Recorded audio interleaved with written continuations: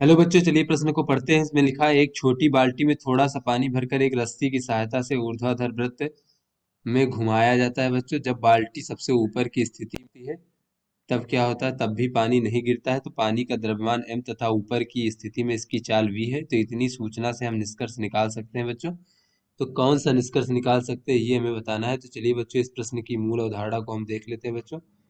बच्चों, इस प्रश्न की मूल अवधारणा ये है कि कोई वस्तु अगर वृत्तीय पथ पर गति करती है तो उसे एक अभिकेंद्र बल की आवश्यकता होती है बच्चों। और ये अभिकेंद्र बल इस प्रकार से केंद्र की ओर लगता है वस्तु पर। और बच्चों, ये अभिकेंद्र बल का मान होता है mv का वर्ग भागे r। r क्या है बच्चों? वृत्तीय पथ की त्रिज्या। m जो क्या है? वस्तु का द्रव्यमान है। और v क्या है बच्चों? उसकी चाल है। तो बच्चों, ये अभिकेंद्र बल जो है किसी भी प्रकार से प्राप्त हो सकता है बच्चों। चाहे वो तनाव से प्राप्त हो, या गुरुत्वाकर्षण बल से प्राप्त हो, या घर्षण बल से, या अभिलंब बल से, किसी भी प्रकार से ये प्राप्त हो सकता है।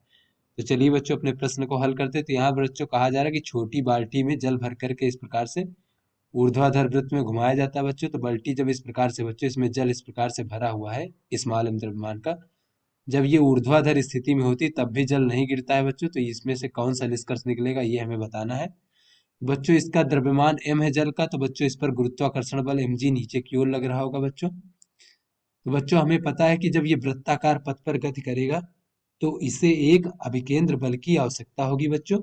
और ये अभिकेंद्र बल की दिशा नीचे की ओर होगी।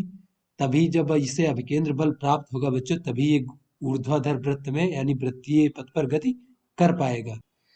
तो बच्चों, यहाँ पर ये आवश्यक अभिकेंद्र बल जो है ये गुरुत्वाकर्षण बल द्वारा प्राप्त होगा, क्योंकि गुरुत्वाकर्षण बल नीचे की ओर लग रहा है बच्चों। तो